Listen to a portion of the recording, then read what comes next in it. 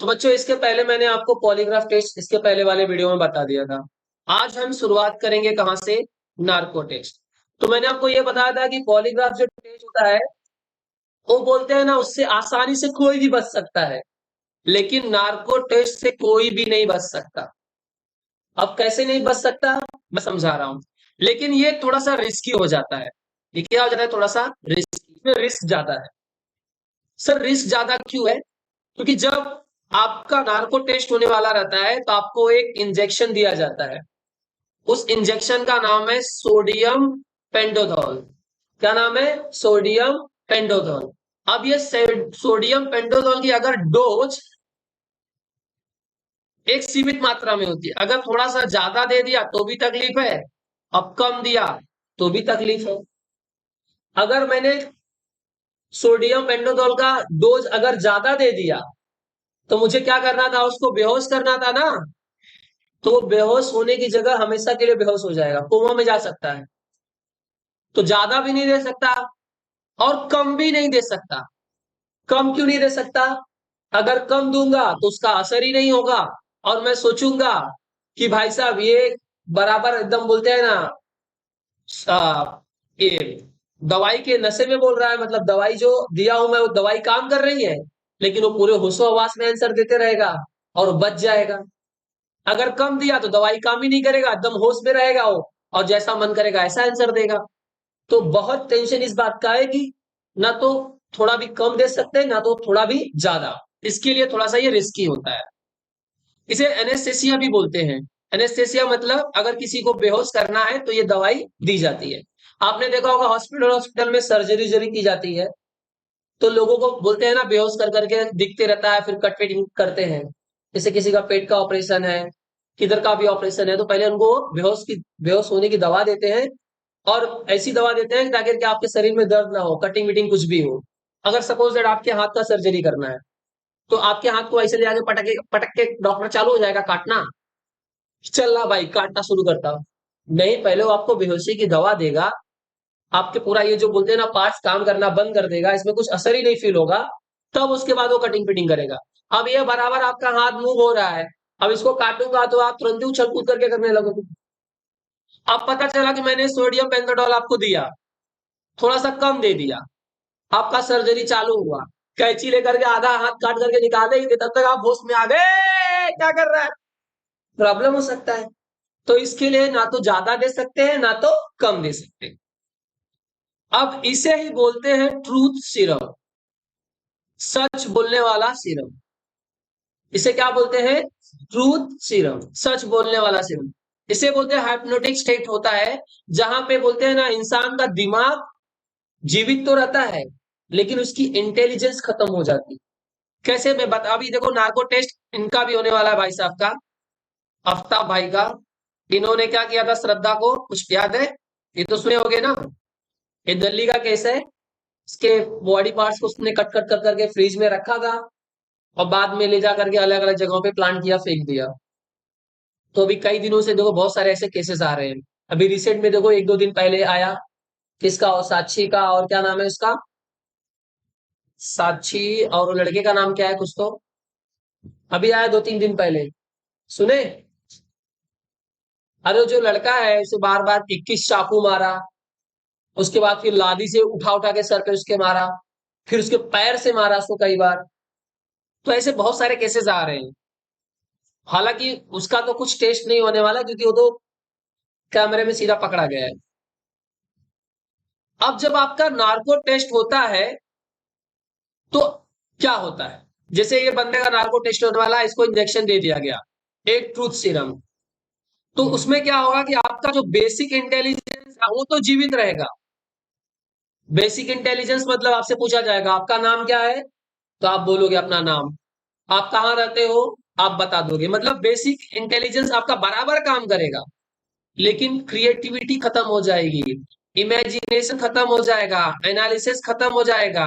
कहने का मतलब अगर आपसे कोई क्वेश्चन पूछा जाएगा तो उसमें क्रिएटिव दिमाग लगा करके बहाना नहीं मार पाओगे, ज्यादा सोच नहीं पाओगे कि अगर इसका आंसर हाँ दूंगा या ना दूंगा तो मेरे पर क्या फर्क पड़ेगा।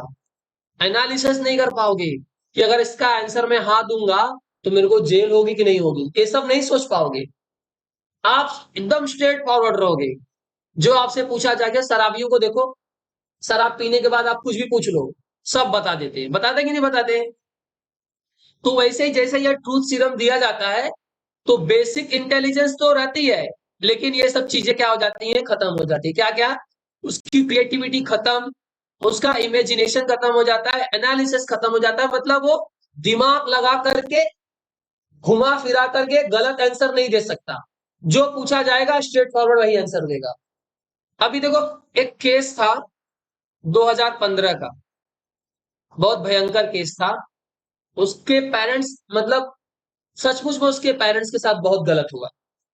एक आरुषि हत्याकांड करके केस आया था, और उसमें 2 भी आई थी 2015 में ही। एक पिक्चर का नाम है तलवार, और एक नाम है रहस्य। अब ये आरुषि मर्डर केस में क्या हुआ कि एक डॉक्टर था और उसकी वाइफ थी। उसकी एक ही लड़की थी जिसका नाम था आरुषि, और उसके पास 3-4 नौकर थे। उसमें से 2 नौकर जो थे, वो आरुषि को बहुत पसंद करते थे। उसके आगे पीछे घूमते रहते थे, बहाना ढूंढते रहते थे कि उसको किसी तरह से अपनी तरफ आकर्षित करो। तो एक दिन क्या होता है कि डॉक्टर और उसकी वाइफ दोनों सोए रहते हैं, और जो 2 नौकर रहते थे उनके घर पे ही रहते थे।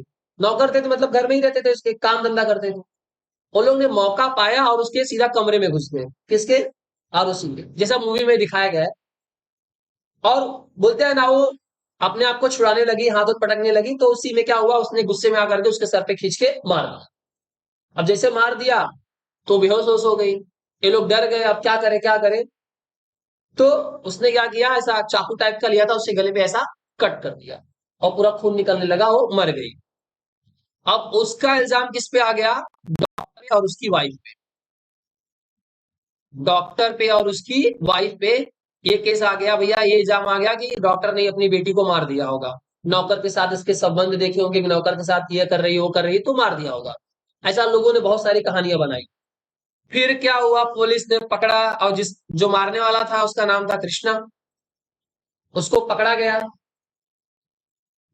गया, उसका नार्को टेस्ट हुआ। तो उसने नार्को टेस्ट में सब चीज क्या बोलते हैं ना, उसने मान लिया। हर एक चीज उसने क्या कर लिया, मान लिया कि भाई मैंने ही किया है। उसने बोल दिया मैंने ऐसे किया, उसका गला काटा, ये किया वो किया। नार्को टेस्ट हो गया, लेकिन फायदा क्या? कोर्ट में तो परमिसिबल भी नहीं है एविडेंस की तरह ना। कोर्ट ने एज ए एविडेंस उसको लिया ही नहीं, और कृष्णा क्या हो गया, छूट गया। और जेल केस किसको हो गई, जेल कौन चला गया? डॉक्टर और वाइफ। डॉक्टर और उसकी वाइफ, तो डॉक्टर और उसकी वाइफ के साथ सोचो कितना बड़ा गलत हुआ। जब पता भी चल गया कि हाँ कृष्णा ने ही किया है, लेकिन एज ए एविडेंस नहीं लिया गया, क्योंकि कि आप किसी को नशे में कुछ पूछे हो, इसका मतलब ये जरूरी नहीं कि उसने सही एकदम 100% बोला होगा। तो इस तरह से वो छूट तो गए, लेकिन लोगों को पता तो चल गया कि आखिर ये काम किसने किया था, कृष्णा। एक और केस हुआ जिसमें नार्को टेस्ट हुआ था। एक गोधरा कांड हुआ था। गोधरा एक स्टेशन है पे, गोधरा क्या है, रेलवे स्टेशन है। ये बात है 2002 की, कब की? 2002 की। जब साबरमती एक्सप्रेस से कुछ कार सेवक, क्या बाबू, कार सेवक, वो लोग अयोध्या से वापस आ रहे थे, तो फिर क्या हो गया, भाई साहब ने आग लगा दी। किसने? रफीक ने। रफीक नाम का आदमी था, उसने रेलवे में क्या कर दिया, पूरा आग लगा दिया। और कितने लोग मर गए? टोटल 59 लोग। मतलब अयोध्या से एक ट्रेन आ रही थी जिसका नाम क्या था, साबरमती एक्सप्रेस, और वो पहुंचने वाली थी कहां पे, गोधरा, और निकली कहां थी, अयोध्या से। उसमें बहुत सारे बैठे थे, क्या, कार सेवक। सर ये कार सेवक कौन होता है, क्या कार को धक्का मारने वाले होते हैं क्या? कार सेवक मतलब जैसे वॉलेंटियर्स होते हैं ना नॉर्मली, जो अपनी इच्छा से भक्ति उक्ति करते हैं, समाज के लिए अच्छा काम करते हैं, वॉलेंटियर समझते हो ना नॉर्मल, जो बिना कुछ फीस लिए अपनी इच्छा से कोई भी काम करते। तो ये पूजा पाठ का काम कर रहे थे, अयोध्या से आ रहे थे। अब ये रफीक भाई को अच्छा नहीं लगा, इन्होंने आग लगा दी, और कितने लोग मर गए, 59 लोग मरे। लेकिन इस केस में नार्को टेस्ट का पूरा फायदा उठाया गया, और जितने भी अपराधी थे सबका नार्को टेस्ट हुआ, एक के बाद एक कड़ी जुटती गई और 19 साल के बाद रफीक को पकड़ा गया। तब तक भाग गया था वो, 19 साल के बाद पकड़ा गया और उसको जेल के अंदर डाला गया। तो इसमें भी नार्को टेस्ट का फायदा मिला था। सबसे मजबूत तो ये हुआ था। एक भाई साहब थे जिनका नाम था अब्दुल करीम तेलगी। क्या नाम था इनका? इन्होंने 20,000 करोड़ का स्कैम किया था भाई साहब। कितना? 20,000 करोड़ का स्कैम। स्कैम मतलब समझते हो क्या होता है? धोखाधड़ी। इन्होंने भाई साहब फेक बनाया था क्या?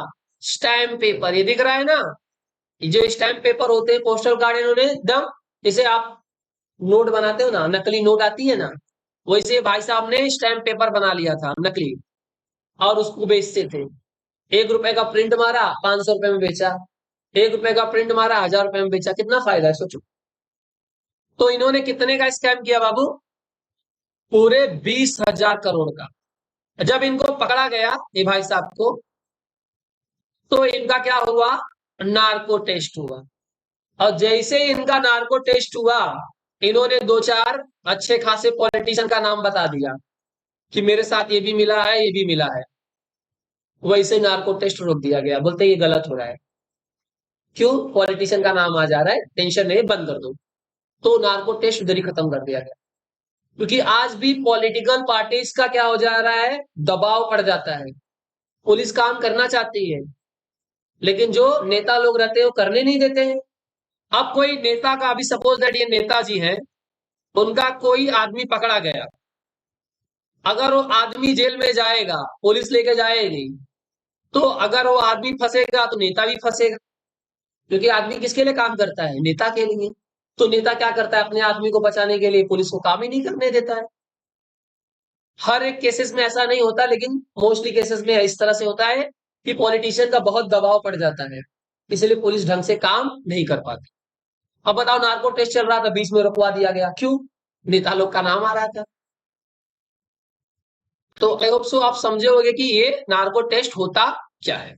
चलिए अगले वीडियो में मिलेंगे और बताएंगे एक सबसे भयंकर टेस्ट जो नार्को टेस्ट से भी 10 गुना आगे है।